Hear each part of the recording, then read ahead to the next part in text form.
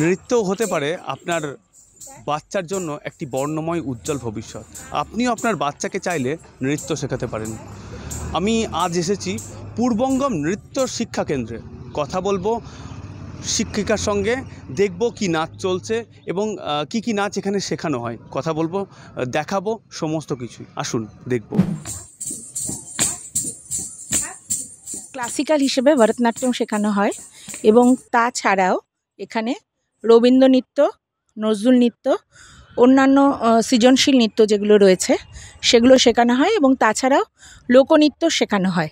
নাচের স্কুল অনেকেই আছে, অবশ্যই সবাই নিজের মতো চেষ্টা করেন শেখাতে। আমিও এখানে পিওর যে ক্লাসিক্যাল নাচ, যেটা ভরতনাট্যমের পিওরিটি সেটা আমি এখানে শেখানোর চেষ্টা করি।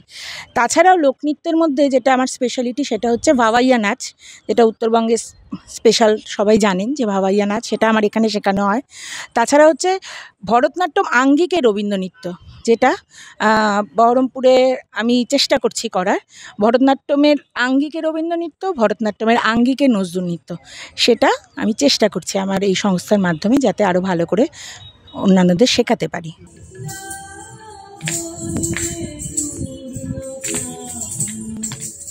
সবাইকেই আমি শেখাই, 5 বছর থেকে শুরু করি এবং যতদিন আমাদের এখানে বড় বড় অনেকেই আছেন যারা শেখেন, 58 বছর আছেন, 53 বছর আছেন, আমার মতো বয়সীরাও আছেন, সবাই শেখেন এবং ছেলে এবং মেয়ে উভয়, কোনো অসুবিধা নেই, সবাইকে আমি এখানে শেখাই।